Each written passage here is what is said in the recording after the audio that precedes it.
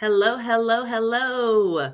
Welcome everyone to Cheg's Gen Chem office hour.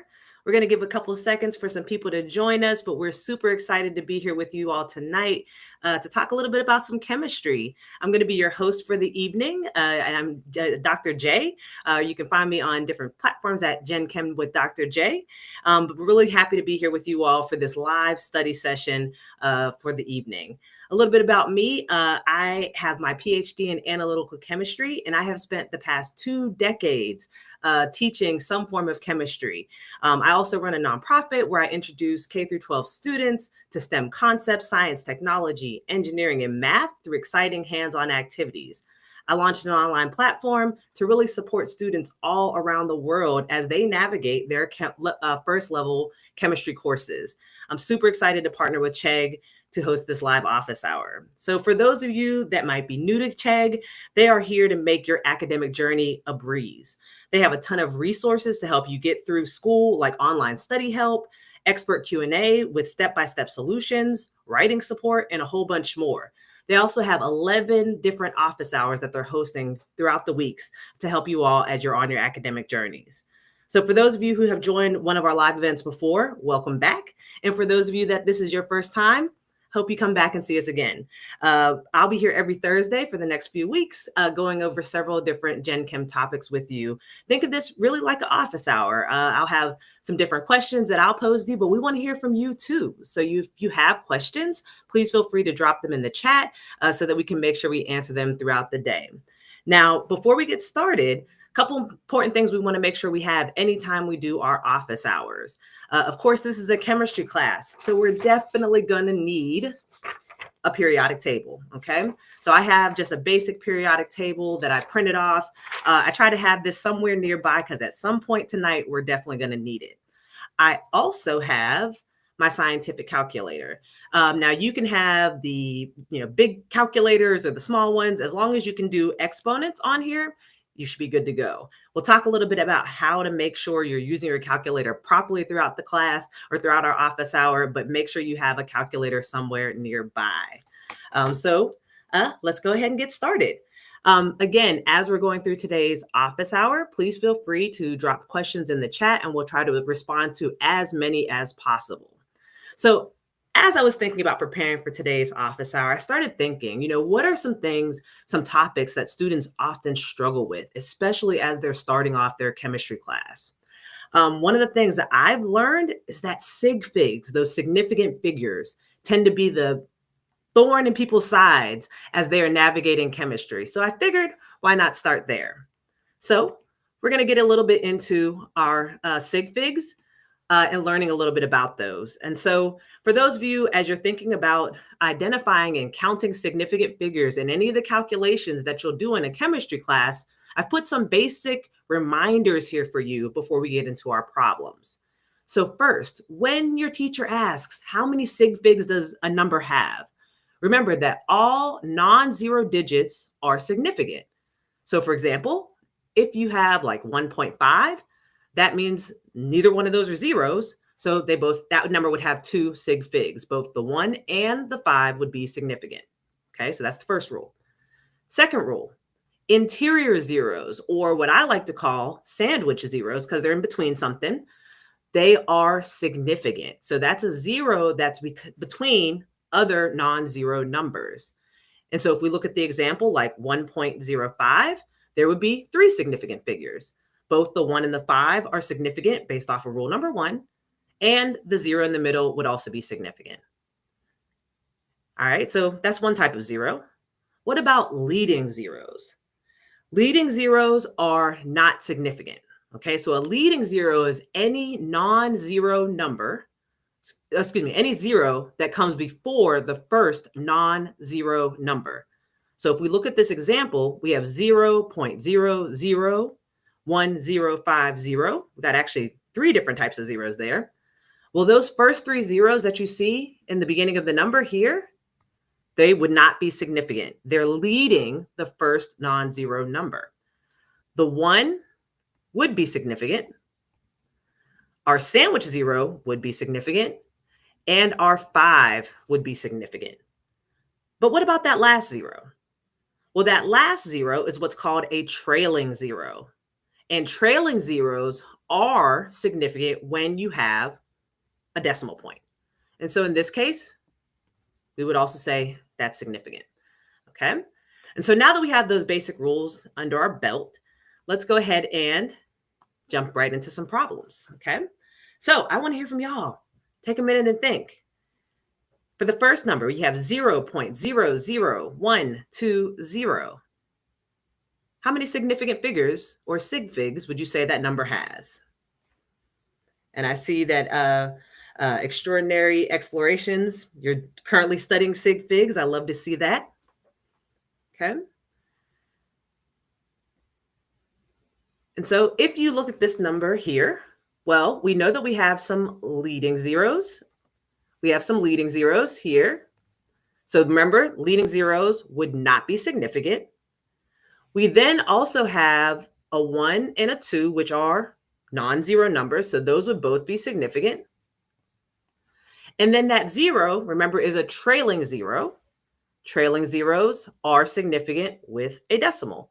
So this would also be significant. And so therefore, we would say this has 3 sig figs. Okay, great job. Hopefully, I see several people got it right. I see Sam from TikTok said 3 for it. Okay, or you're already jumping ahead to the next question. All right, so yeah, 120 point. And now notice there's a decimal there. So yes, you have 1 and 2, which are non-zero numbers. You have 0 with the decimal, a trailing 0. So this also would have 3 sig figs.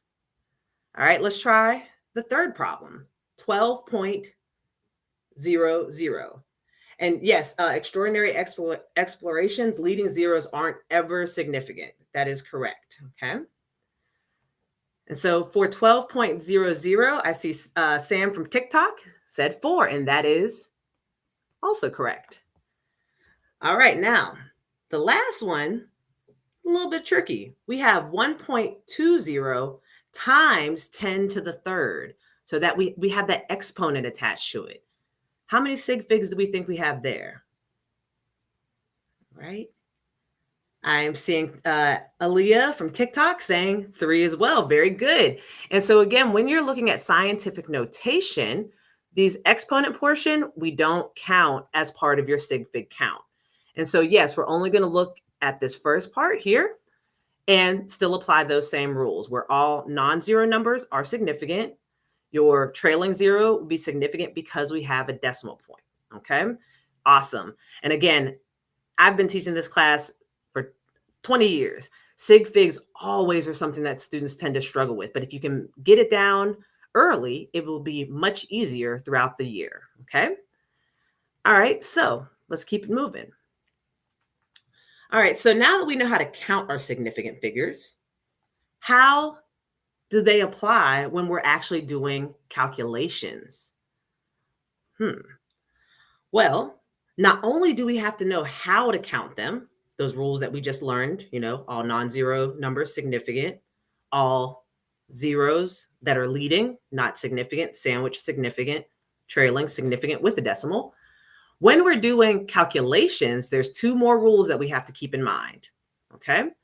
The first rule is for when we're dealing with addition and subtraction, okay? When you're dealing with addition and subtraction, your answer is going to have the fewest number of sig figs after the decimal point, okay?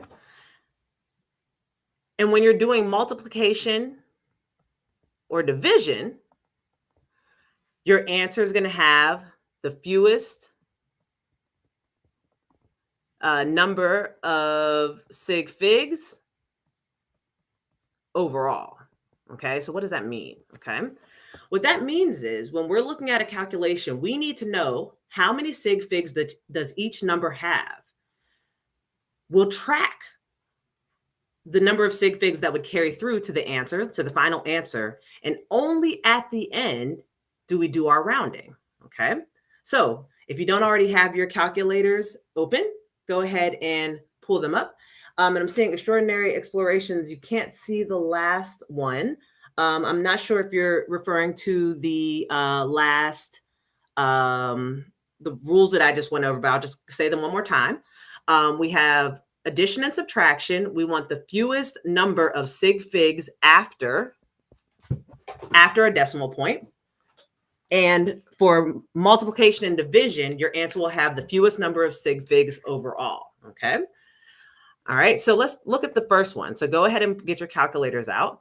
And yes, it looks super easy. We could just plug this in our calculators, but our calculators aren't going to do the sig fig determinations for us. Okay. And so what I like to do is I first like to say, okay, well, I see that I have multiplication and division happening. Okay, so that means when I do this problem, my answer is going to have the fewest number of sig figs overall. Okay, so look at the first number. 1.10 has how many sig figs in it? And I see Sam, you got excited for your significant figures. Okay, so that's good. That means that you're getting some answers correct. So 1.10 would have 3 significant figures, 2 non-zero numbers, plus a trailing 0. 0.5120 would have how many? If you said 4, that's correct. Remember that leading 0 is never significant. We have 4.0015. And that number, we would have a total of 5 significant figures. And then last but not least, we have 3.4555. So that would be also 5 significant figures. So what that means is our answer should have how many significant figures at the end? Well, it's only multiplication and division. So that means we should end up with the fewest number overall. Okay, so keep that in mind. Our fewest number is 3. So our final answer should only show 3 significant figures. So go ahead and pull out your calculators, and I'm going to go ahead and type it in along with you. So you should be doing 1.10 times 0.5120 times 4.0015 divided by 3.4555. Okay. So now when I plug this in my calculator, I get a lot of numbers, but I get 0.65219063. Okay, I always like to double check my math, make sure I didn't miss a number. So 1.10 times 0.512 times 4.0015 divided by 3.4555. Yep, still get the same answer. Now, if I wrote that answer on the test, would that be correct? No, because it's not showing the proper number of significant figures. Remember, we should only be showing the fewest number of sig figs that were used in this problem. So the fewest number would be only 3. So how would we have to change this number, round this number off to show only 3 significant figures? Okay, does anybody have any guesses of what they think the final answer would be?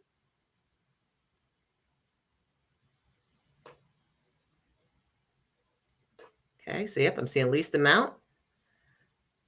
All right, so what we would have to do is see how we would show 3 significant figures. Remember that 0 would not be significant because it's a leading 0.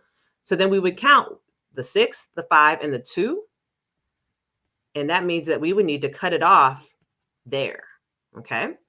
Now, since the number that comes after the place that we would stop is less than 5, we would not need to round it up.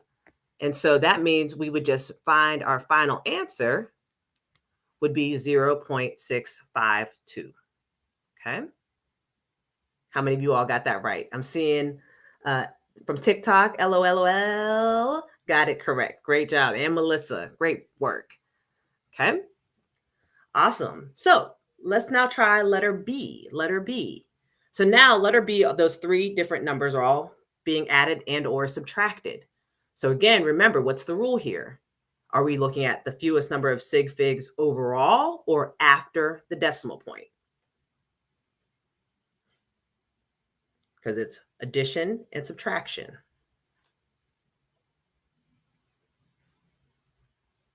Okay. So remember, addition and subtraction, we're going to look at the fewest number of sig figs after the decimal point. So in this case here, the first number has 3 places after the decimal point. The second number has only 1. And the third number has 4. So that means that our answer, when we round, we're only going to have one place after the decimal point. So yes, you do the calculation first, LOL. And I always like to keep in mind what the rules are before I go right into it. So now that we're ready to do the calculation, you're going to start at the top with the 0.355. So 0.355 plus 105.1 minus 100.5820. And that gets you, when I plug that in, I get 4. Okay, 4.873 is what I get. Okay. But yes, Melissa, you would only keep one number after the decimal point. Melissa from TikTok. And so if that's the case, we have 4.873. What would our final answer become? How would that change?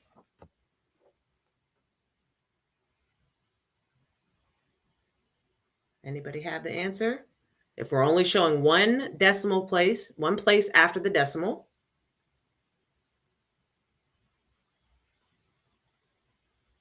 Okay. So one place after the decimal means I would have to stop at the 8. But because the number that comes after it is greater than 5, that's a 7 there, we need to round it up. So that means the answer would become 4.9. Good. Great job, Melissa from TikTok. 4.9 with the rounding. Absolutely. Okay. Awesome. And so I do want to make sure I answer a few questions that are coming in through the chat. Somebody asked, could I explain covalent bonds from Instagram _V_18_ covalent bonds. So few chapters ahead, but with covalent bonds are something that happens when we're sharing our electrons. And so when you have 2 atoms that are coming together, both atoms have a certain number of electrons that are surrounding them. And in order to make them more stable, they're going to end up sharing their electrons between them. And so you, instead of a situation like an ionic bond, where I give you an electron, so I'll just do it over here real quick, just so you can see. So let's say like you had sodium and chlorine versus chlorine and chlorine coming together to make a molecule.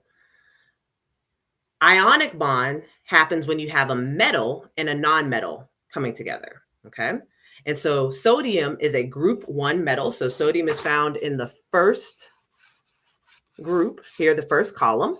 So that means it has 1 valence electron. Chlorine is a group 7, so it's in the 7th main group here. It has 7 valence electrons.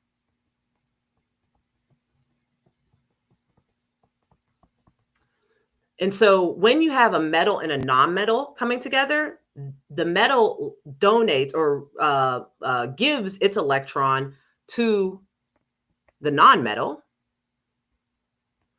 And because it lost an electron, it ends up with a positive charge. And the non-metal ends up with a negative charge.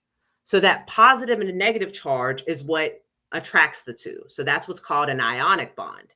So to get to your question on what a covalent bond is, In a covalent bond, rather than giving you an electron, we're going to share electrons so we both can be more stable and have that octet, 8 electrons surrounding us. And so covalent bonding typically happens when you have two nonmetals coming together. So for instance, if we had a chlorine and a chlorine, the first one has its own 7 electrons, and this one also has its 7 electrons. Well, if it tried to do what the sodium did above, if one chlorine gave a chlorine to the other, if another one of the chlorines gave it to the one, then neither one of them would have their full octet. But if they instead share the pair of electrons between them, that then allows them both to be more stable, have that octet, 8 electrons around it, which then allows it to be more stable. So covalent bonds, you're sharing electrons. Ionic bond, it's a transfer of electrons. Ionic bond happen when you have metal, nonmetal. Covalent bond typically happens when you have nonmetal, nonmetal. Okay, hope that helps you out. Okay, _V_18_ from Instagram. Okay, all right. So let's go ahead and keep moving on to a couple more topics for the night. I know we have a lot of interest in a lot of different topics. And so definitely, I encourage you all to take a quick screen grab of the 2 problems that I have on here and give those ones a try. The one trick I'll tell you, or tip I'll tell you, is to remember your order of operations, your PEMDAS. Do the parentheses first, and then do the rest of the problem, okay? And in fact, let's actually do one of those just to make sure that you all understand how to do these mixed mode problems, okay? And so if we look at letter C, well, we can see inside that parentheses, we have a subtraction problem. And outside of the parentheses, we have multiplication and division happening. And so we have to keep all the rules in mind as we're doing this. And so if we focus on the parentheses first, because please excuse my dear Aunt Sally, the order of operations tells us that we should focus on the parentheses first. Well, the parentheses part is a subtraction problem, right? And so that means if we were stopping the problem at that point, we would only be trying to have the fewest number of places after the decimal to carry through. All right, so we have 452.6755 minus 452.33. And so that gives us, go back, that gives us 0.3455. Now, if that were the end of the problem, we would say that there's only supposed to be how many places after the decimal, if that was the end of the problem.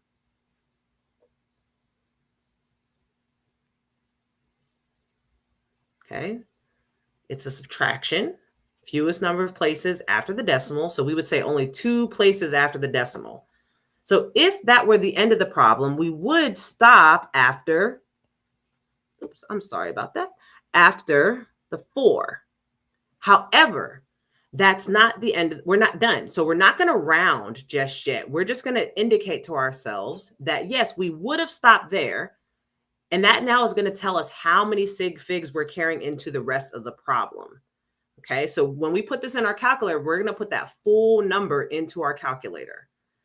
So now we're going to do 4.562 times 3.9987 divided by 0.3455. Bring both of those numbers, all the numbers in. And that gives us a total amount, I'll write it here, of 52.799043113, all the numbers. But now we got to think about our rules, because now that last bit of the operation that we did multiplication and division, which now tells us it's the fewest number of sig figs overall. So the first number had 4 sig figs, 4.562. The second number has 6 sig figs, 3.99870, that trailing zero. Now, the third number, which is really what's represented in those parentheses, that amount is 0.345. Okay. And so in that case, there's really, even though we had two places after the decimal, there's technically only two sig figs because the zero is not significant, leading zero. So that means we only are supposed to show two significant figures, which means we would be stopping after 52, which now means our answer is going to have to round up. Okay. All right. So a lot of work to be done whenever we're doing sig figs, but I like to always track things as we're going. Okay. All right.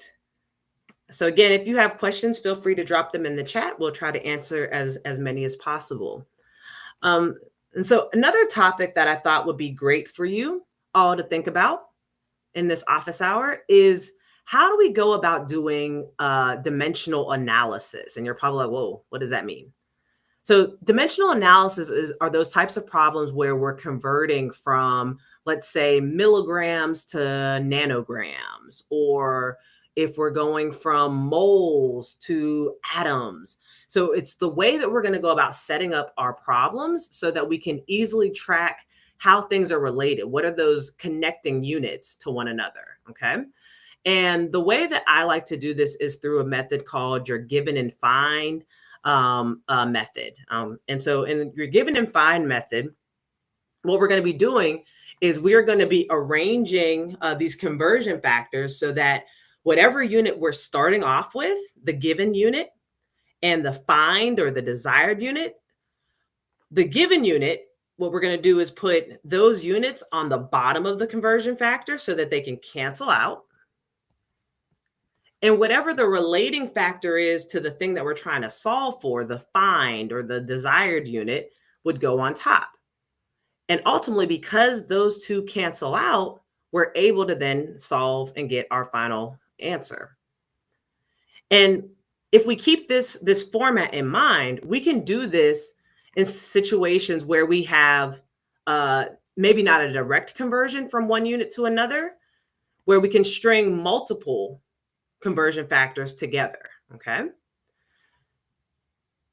Now, one thing to remember when you're putting this information, these types of problems into your calculator, is how to go about doing it.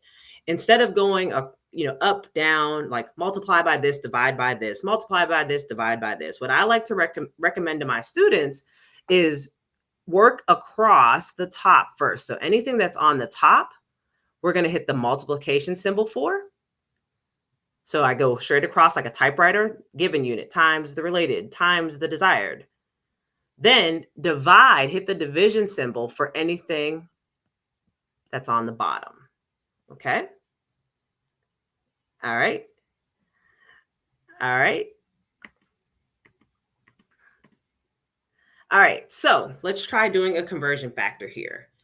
So let's convert from 24.5 micrograms to grams. Okay. And so if we want to convert from micrograms to grams, the first thing you should ask yourself is, well, do I know a direct conversion from one to the other? Right? Can I go straight from micrograms to grams? So does anybody know how many micrograms are in a gram, or what that equivalent number is? Okay. And micro is not the same thing as milligrams. Micro is a little bit smaller. So what we should be thinking is that 1 gram is equal to 10 to the 6th micrograms. Or you might even be thinking about the other way, where you're saying that, well, 1 microgram, if I have 1 microgram, how many grams does that equal? Well, it'd be 10 to the -6th grams. So depending on which way you learn your metric system, both ways are saying the same thing. 1 gram is equal to 10 to the positive 6 microgram, right? Whereas 1 microgram, the smaller unit, is only equal to 10 to the negative 6th, a portion of that gram. It's the same thing like how you could say $1 is equal to 100 pennies, or 1 penny is 1/100th of a dollar. Okay, so either conversion works, but you just want to make sure that whatever one you have, you plug it into your conversion factors correctly. Okay, and so if we look at our problem, since we know a direct conversion from micrograms to grams, that means that we would only need 1 conversion unit or bracket. Okay. And so when we set up our given and find system, I always like to lead with my units first. I don't worry about, does the one go on top? Does the one go on bottom? Because the answer is it could go either place depending on which one of those conversion factors you use. And so put your units in first. So if I start with 24.5 micrograms, should the micrograms go on the top or on the bottom here? Okay. And Aaliyah Shavers, you wrote 1,000 from TikTok as I think you were referring to the unit conversion. 1,000 would be the number we use when we're dealing with milligrams. Micrograms is a million, so 10 to the 6th. Okay. And so since we're starting with micrograms and we want to get to grams, that means we're going to put the microgram sign on the bottom and the gram sign on the top, because that's what we want to solve for. Now, it's up to you to decide which way are you thinking about this conversion. Let's go with the first one, and you'll see that they both work out the same. If I'm using the first conversion factor here, I would say 1 gram is equal to 10 to the positive 6. Okay, positive 6. Okay, good. Yep, perfect. Crab from TikTok. Micrograms goes on the bottom. And so once you have your units in place, we're ready to plug it into our calculator. Remember, anything that's on the top, we're going to hit the multiplication symbol for.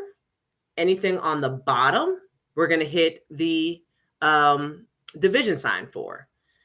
And so what I'm going to end up typing is 24.5 times 1, because that's on the top.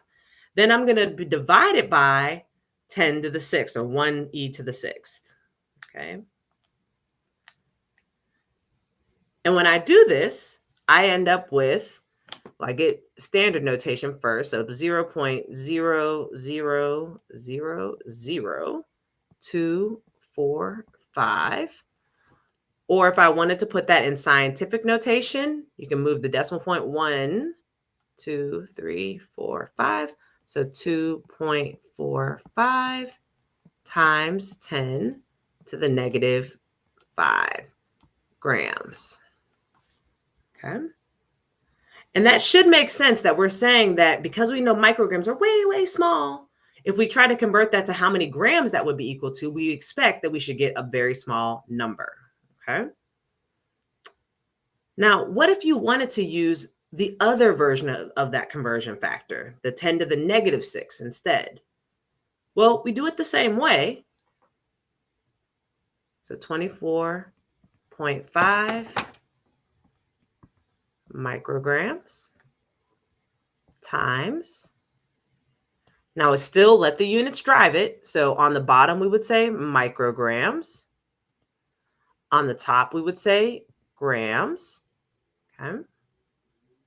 But now if we're using the second version, well, now I'm going to now put the 1 on the bottom with the microgram, because I'm saying 1 microgram is equal to 10 to the negative 6th grams. Now, when we plug this into our calculator, we should still get the exact same answer. 24.5 times 10 to the negative 6. And that we get the exact same answer. Now, if you ended up getting a really big number in this case, like if you ended up with 2.45 times 10 to the eighth, especially in the first way that we did it, what that might tell me is that you're putting your exponent into your calculator incorrectly. Okay, so you want to make sure that whatever calculator you're using, you know how to put your exponents in. For some calculators, you might have to have that EE button. Other calculators have like a times 10 raised to the like a caret symbol. Some don't have it, and you have to actually type it in, and you want to put all that in parentheses. And so this is a great test problem for you to try to make sure that you're putting it in your calculators correctly. Okay. All right. All right. All right. I see a comment from TikTok, Steven, wanting to get into some redox reactions. Okay, so let's give that a try. Okay, we'll come back to some conversions in a little bit, but I'll do a redox problem for you here on the bottom. So redox is talking about, again, where those electrons are going in a chemical reaction. Okay, and so and we'll just focus over here real quick. We'll do a redox problem right here for you. And so similar to that problem, that example where I showed, and actually we can probably actually do that exact problem. So remember when I was talking about just a few moments ago about ionic compounds, where I said that sodium is transferring an electron to chlorine to form a compound. So when we're dealing with redox reactions, we're able to figure out where the electrons are going as the compounds are being formed. And so, for instance, if we had something like sodium plus chlorine gas reacting to form sodium chloride, this would be a balanced equation. So to balance this equation, we would end up with, well, we have two chlorines here, only one on the product side. So that means we would need a 2 in front of the sodium. And that means we would need a 2 in front of the sodium here to balance us out. So for redox reactions, what you're looking at, or to figure out what is being oxidized or reduced, we would have to figure out what is the oxidation state that the element has throughout the reaction. So free elements that are in their, for lack of a better word, their pure form by themselves, they have an oxidation state of 0. And so sodium would have an oxidation state of 0. Chlorine, also, that's the free element, would also have 0. It's a diatomic element, meaning that it exists naturally as 2 atoms together. Then we would look at the oxidation state in the product. Well, in ionic compounds, the oxidation state is the same as that of the ion charge. And so sodium, which is a group 1 metal, would have a positive 1 charge.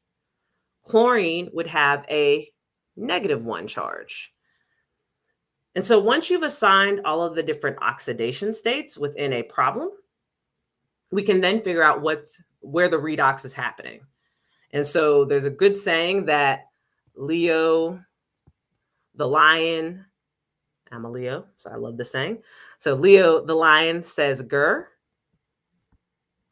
And so when an element is losing an electron, so Leo stands for loss of electron,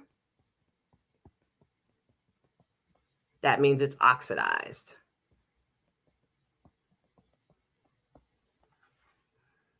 Grr stands for gain of electron, means it's reduced. Okay. And so we look at how the oxidation states changed in the problem. And so sodium went from 0 to positive 1. So did that lose an electron or did that gain an electron? Yep, I see, Stephen, you like oil rig as well. I know oil rig. So oxidation is loss, reduction is gain. Yep, oil rig works as well. I'm more partial to Leo because I'm a Leo, but they both work well. But sodium went from 0 to +1. So that means that it got rid of some negative. Remember, we saw that ionic compound before where it gave its electrons to chlorine. And so because it lost an electron, became more positive. Think about it. If you get rid of negative people in your life, you become more positive. So got rid of my negative electron, I became positive. And so that means sodium is oxidized. And well, chlorine started at 0. It took that electron from sodium and became -1. So the chlorine is getting reduced. Ooh. Okay. So yes, oil rig or Leo both work in this scenario. Okay. Again, we got a couple more, about 20 more minutes or so in our office hour. So again, keep dropping some questions into the chat, and I'll keep giving you all some example problems. Okay. All right, not seeing questions coming through. And so I'm going to go ahead and work on this conversion problem, going back to some conversions for you. So let me just clear this out of my way real quick.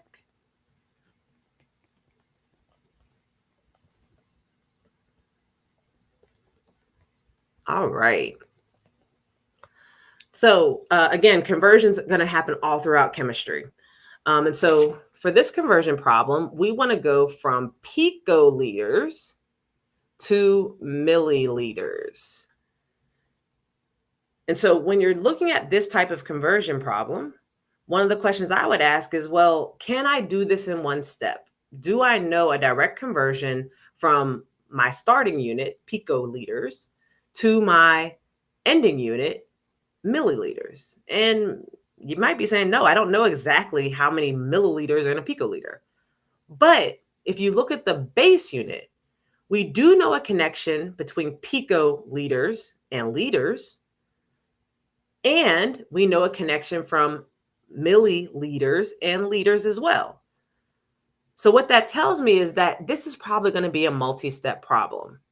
And if I can somehow go from thinking about my picoliters to liters first, then from liters to milliliters, that should help me string together all those different conversion units, okay, or conversion factors. So what this tells us, this is going to require 2 steps, 2 conversion factors, and we can string them all together.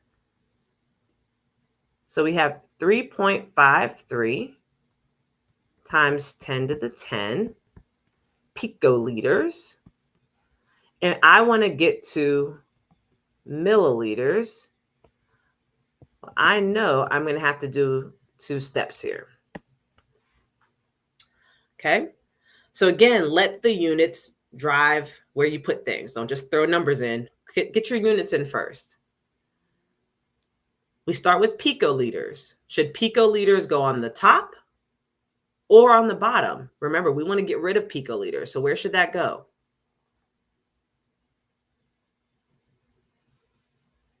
Okay. Remember, if we want to get rid of something, we're going to put those units opposite of where it starts. And so that will go on the bottom. Again, don't worry about any numbers just yet. Just get those units in. Picoliters on the bottom. And we're not jumping to milliliters just yet. We're going to actually go to liters first because that's the connecting unit. That's the base unit between these two. Okay.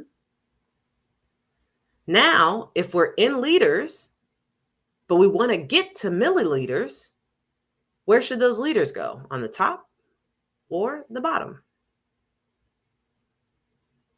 Okay. It's going to go on the bottom. Great, Mia from TikTok. So once again, liters on the bottom.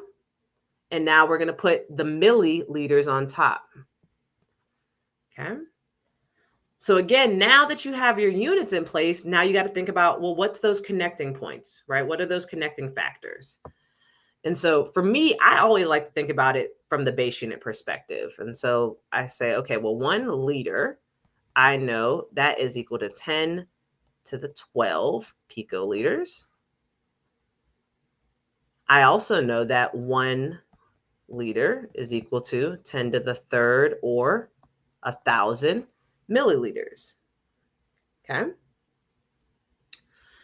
And so here we want to put these numbers in. Again, if you want to think about it, I'll do a version where I show you how to do it with 1 picoliter equaling 10 to the negative 12 liters as well, just for anybody that's more comfortable that way. Okay, so now I'm going to plug in my numbers. I get 1 liter is equal to 10 to the 12 picoliters. Okay. And then I also will say 1 liter is equal to 10 to the positive 3rd. Again, just before we put it in, I'll show you. You could have done it the other way where you put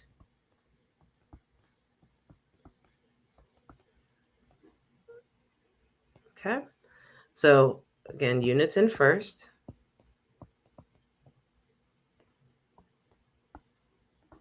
Okay. So I could have said 1 picoliter, but if I go from that perspective, 1 picoliter would then be 10 to the negative 12, because it's looking at it from the perspective of that small picoliter, tiny, tiny thing. And I could have said that 1 milliliter is equal to 10 to the negative 3rd liters. Okay. All right. And so what we're going to want to do is plug this into our calculator. We have 3.53 times 10 to the 10. Now remember, we're going to multiply across the top. So times 1 times 10 to the 3rd. Now we're going to come to the bottom and divide by 10 to the 12. And when I do that, I end up with 35.3 milliliters. Okay. All right. And check your math. Try doing the bottom version. Do you get the same answer? And again, if you're getting a really, really big number, like if you got 3.53 times 10 to the 25 or 25 or so, what that tells me is you're likely putting your 10 to the 12, your exponent, your scientific notation version of it, incorrectly. Okay, so again, make sure that you spend some time learning how to put in exponents into your calculator, because if not, that could mess up how it's giving you the output that you're getting. Okay, so 3.53. I'll do just the bottom one more time. 10 times 1 to the, oopsies, 1 to the negative 12 divided by 1 to the negative 3. And I get the same answer both ways.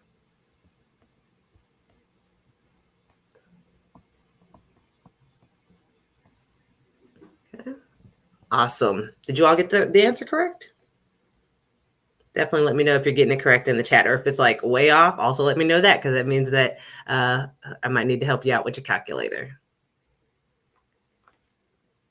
Okay. All right. So I do see a question from TikTok, Stephen, asking about some basics of electrolytes, like weak versus strong. Okay. So electrolytes. Let's talk a little bit about electrolytes. And let me just get a blank. I'll just give you some notes over here for electrolytes.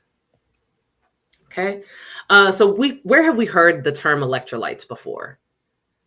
Okay, think about um, certain things that we might drink sometimes. So electrolytes are things that are found in like sports drinks, right? They're things that can help give us that extra little, boost based on how they are able to dissociate, break apart. The ions are able to break apart into your in the solution that it's in. And so electrolyte solutions are those that have charges that are floating around in them. Okay, so charged species. And so strong versus weak electrolytes. Okay, so this weak versus strong electrolytes is really just talking about electrolytes. Um, how much does it ionize? How much does it break apart, right? Is it going to fully ionize or is it going to only partially ionize? So basically meaning that some of the full structure is going to be present, the full molecule will remain present in the intact, if you will. So strong electrolytes are those that are going to fully dissociate. And so those are things like strong acids tend to be um, um, strong electrolytes. So like hydrochloric acid, HCl, will fully dissociate so dissociate means the ions are separated from another, dissociate. Whereas something that is not a strong acid, maybe you might have like perchloric acid. No, not perchloric acid. I'm trying to think of a good one. Like HBRO3, that would break down and it would not fully ionize. So meaning that you have all the ions that could be possible in the solution are not generated because it's not fully dissociating. And so with weak versus strong, it's all about how much are they separating from one another. Your strong electrolytes are going to fully dissociate. Your weak electrolytes are going to not fully dissociate. Okay. All right, great question. And so we're coming up almost on time. We have a few more minutes, so I think I can cover up at least one more topic. And I'm going back and forth between some Gen Chem 1, Gen Chem 2. So great questions that you all are bringing forward. I think one other problem that I wanted to just cover for you all was around density, because I know, again, just given the time of where we're at in the semester, density tends to be, again, a topic that a lot of people might be covering at this time of the year. And so, again, density is one of those properties that's considered to be what's called an intensive property. So intensive properties are those that are independent of how much of the material are present. The value is going to be the same, and we can use it for identification. So intensive, independent, you can use it for identification. And so things like boiling point, melting point are considered to be intensive properties, because we could say water is going to boil at a certain degrees. No matter how much we have, that boiling point is going to be the same unless we start adding stuff to it, or it's going to freeze at the same temperature no matter how much we have. Well, density is the same thing. Density of a material, we can use that to identify what the material is based off of the value that we get for it. So density is relating two different concepts. It's relating grams, or the mass, and the volume of a substance. And when we divide those two, we're able to get the density of the material. Okay. And so the typical formula for density that we use is density equals mass divided by volume. Okay. Where mass will typically be some type of mass unit, grams, maybe milligrams. And your volume unit will either be like liters, milliliters, or sometimes you might see centimeters cubed if we're dealing with a solid material. Okay, so 1 centimeter cubed is the same thing as 1 milliliter. Okay. And so in this problem here, it's asking us to solve for the volume of a marble that is 100 grams. And so with the volume is based off of how much is displaced based off that mass, right? And so when we're rearranging this formula, solving for volume tends to be something that I know students can struggle with just a bit. So there's a really easy kind of hack that you could use to help you out when you're trying to figure out how do you solve these types of 3 variable problems. So you can draw a triangle and then draw a line like that and one like that. And then you put your variables in: density, mass, and volume. And the line here, this line right here, that represents a division symbol. And this line here represents a multiplication symbol. And so whichever variable you're solving for, you cover it up. And so here I'm solving for volume, so I cover it up. So that means my volume formula is going to be equal to mass divided by my density. I see Yaksha, you got 25 milliliters, so let's see if you're correct. So we are going to put our mass of 100 grams divided by 4.0 grams per centimeter cubed. And you are right, we're going to get 25. Now, actually, I want to tie in a little something we did earlier with what we're doing right now. If I wrote this, is that correct? If I wrote it as 25.0.